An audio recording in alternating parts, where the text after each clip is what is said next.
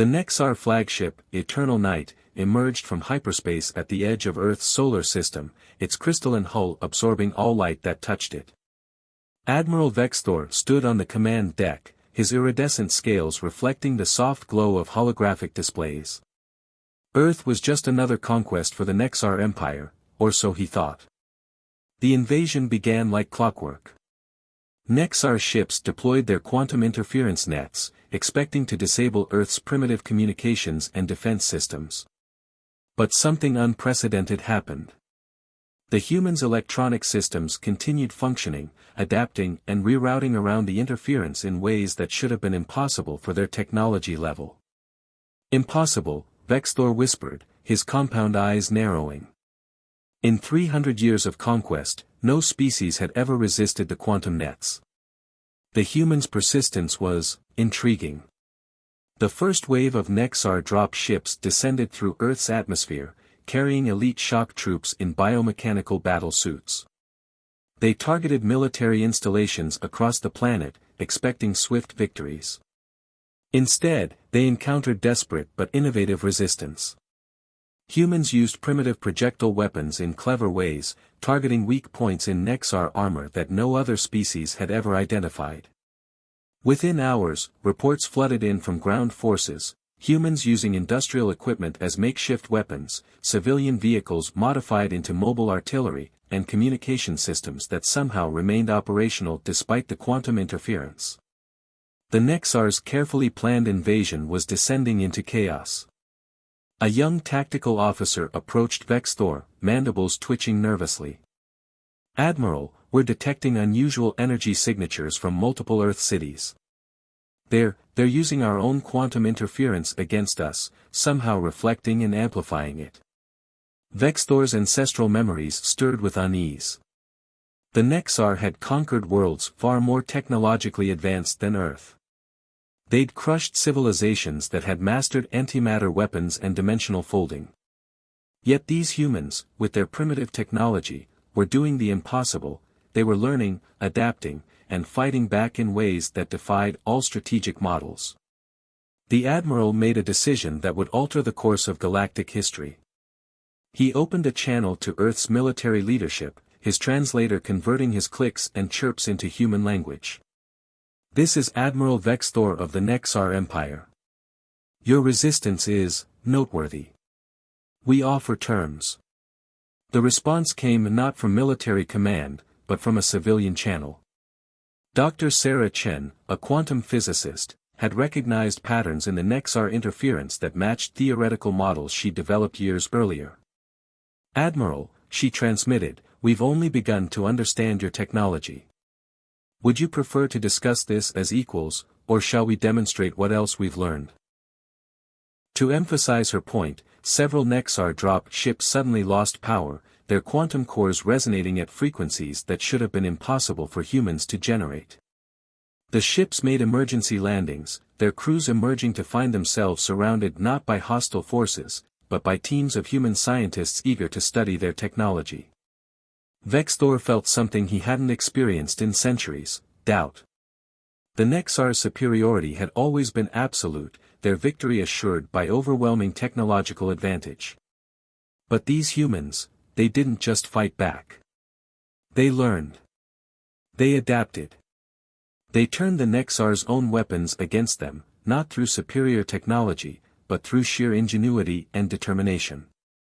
The Admiral gazed at the blue planet below, understanding that he faced a choice: pursue a costly victory that might destroy the most remarkable species they'd ever encountered, or do something no Nexar had done in 3 centuries, acknowledge equals. As the Earth's sun set on the first day of invasion, Vexthor made his decision. The Nexar Empire would have to change, or this strange, resilient species might well bring about its end. The age of conquest was over. The age of cooperation was about to begin, whether the Empire liked it or not. The Human Factor, Part 2. The Nexar High Command was in chaos. For the first time in their history, a Level 7 civilization had not only resisted but forced a stalemate. Commander Zarax reviewed the battle footage from Earth with growing unease. Humans had turned their own satellites into improvised weapons, using them to track Nexar stealth ships. They'd reprogrammed civilian broadcasting stations to disrupt Nexar neural networks. Most disturbing of all, they'd somehow reversed-engineered aspects of Nexar quantum technology within hours of exposure.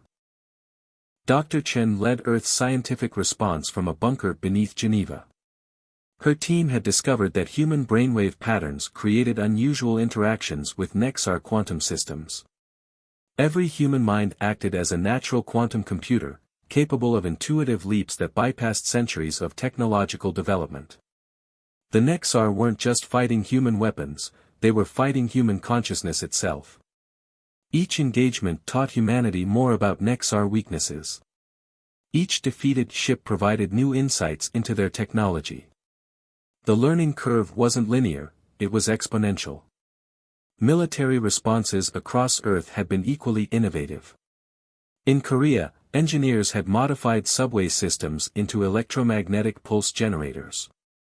Brazilian forces used the Amazon's unique magnetic fields to disrupt Nexar navigation. Indian tech companies reprogrammed millions of smartphones into a distributed quantum computing network.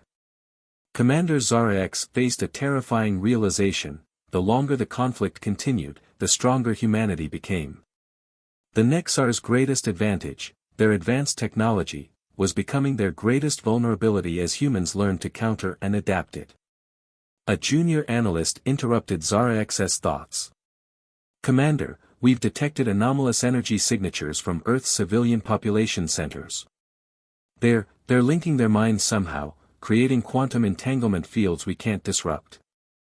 The humans had discovered that their collective consciousness, linked through modified Nexar tech, could generate effects that defied physical laws. They weren't just fighting back, they were evolving, pushing the boundaries of what their species could achieve. Zara X watched as another Nexar battle group was forced to retreat from Earth's orbit. Their mighty empire, built on technological superiority, was being undone by a species that until recently hadn't even achieved interplanetary travel. The most alarming development came from Dr. Chen's latest transmission: "We understand now. Your quantum technology isn't just a tool, it's a bridge between mind and matter. You've spent centuries perfecting the machine, but you forgot about the mind behind it. We're not just learning to use your technology, we're learning what we're truly capable of." As reports of human advancement flooded in from across the globe, Zara X made an urgent transmission to the Nexar homeworld. The message was simple: the humans don't need our technology. They only needed to know what was possible. We haven't found a primitive species to conquer. We've awakened something that's been dormant for millennia. Earth's transformation had begun, and the galaxy would never be the same.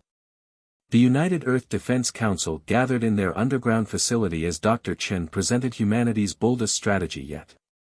Operation Mindstorm wasn't just a military operation, it was an evolutionary leap.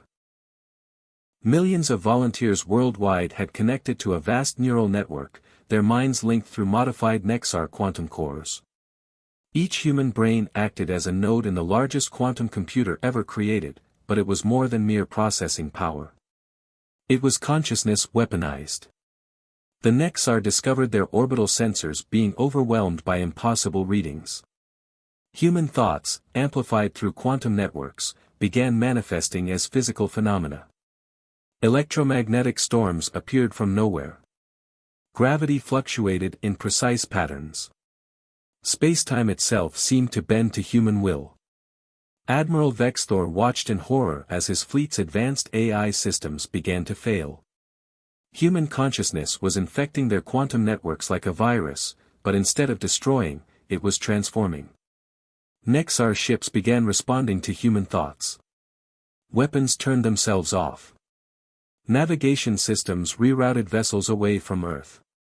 The first major victory came when a squadron of human pilots, their minds linked through the network, engaged a Nexar dreadnought. They didn't just outmaneuver the alien ship, they predicted its moves before they happened, tapping into the quantum field that connected all matter. The massive vessel surrendered without firing a shot. Dr. Chen's voice echoed through the quantum network: reaching every human mind connected to it. We're not just fighting their technology anymore. We're rewriting the rules of reality itself.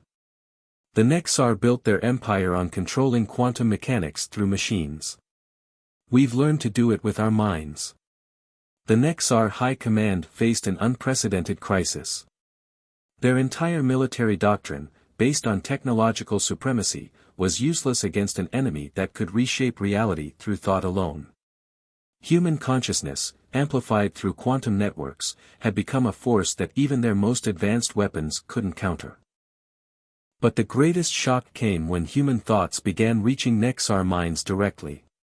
Through the quantum network, humans shared not just strategy but understanding.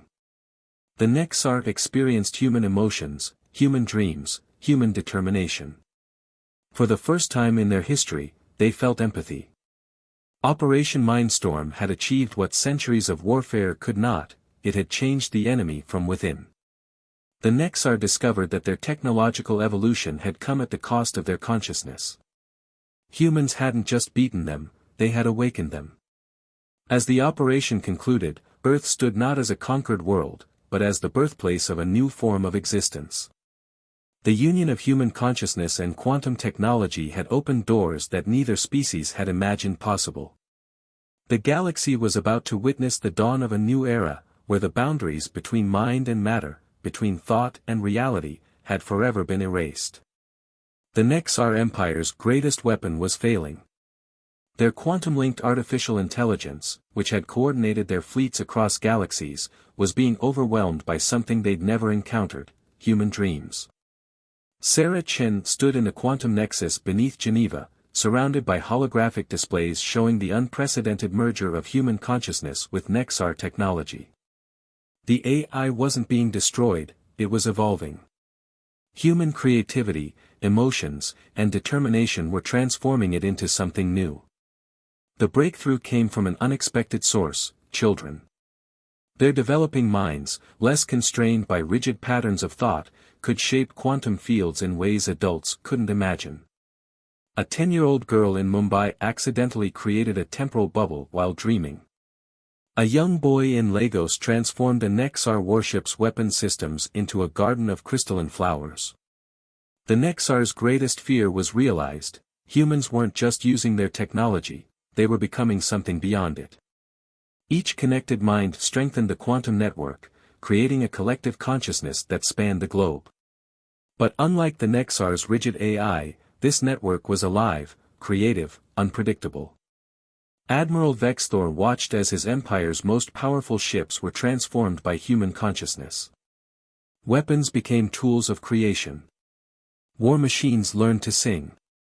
The cold logic of conquest gave way to the warmth of human emotion. The children named their creation Dreamweave, a living quantum field that bridged the gap between thought and reality. Through it, humanity began reshaping not just technology, but the fundamental laws of physics.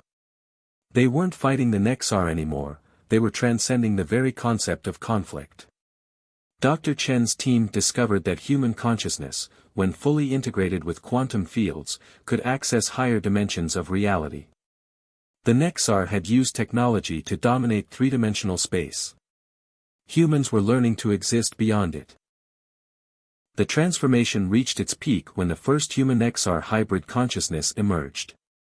A young physicist, merged with a Nexar AI, became something entirely new: a bridge between species, between mind and machine, between matter and thought. As the Dreamweave spread, it offered the Nexar a choice: evolve or become obsolete. Their empire, built on technological dominance, faced a force that technology alone could never match: the infinite potential of the human spirit. The galaxy witnessed the birth of a new form of life, one that merged the best of both species. The age of conquest was ending, replaced by an era of transformation that none could have predicted. Humanity hadn't just survived, they had shown the galaxy a new way to exist. The final confrontation wasn't fought with weapons but with ideas. The Nexar homeworld faced not an invasion fleet, but a wave of consciousness that transformed everything it touched. Dreamweave had evolved beyond its creator's expectations.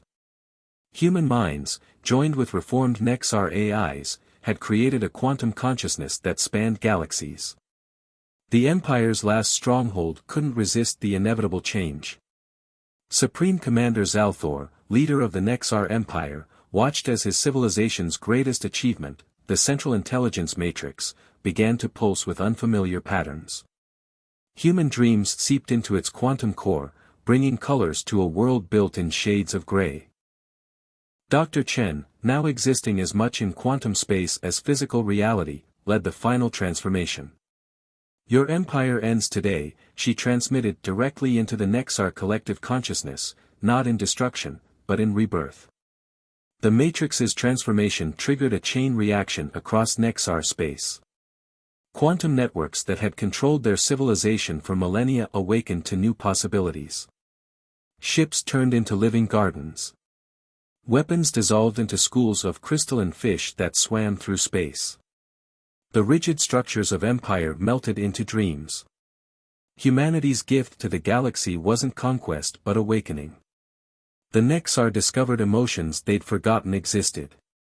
Their children, for the first time in generations, learned to dream. The empire of cold logic transformed into a civilization of infinite possibility. The final moments of the old order came not with surrender, but with understanding. Supreme Commander Zalthor, standing in his disintegrating citadel, experienced something foreign to his species, hope. Through the dream weave, he felt the joy of creation, the warmth of compassion, the thrill of discovery that humans had never lost. Earth emerged as the center of a new galactic society, where consciousness and technology evolved together. The human spirit, rather than conquest, became the force that united species across the stars. What began as an invasion ended as an awakening that transformed not just two species, but the very nature of existence in the galaxy. The age of empires was over. The age of dreams had begun.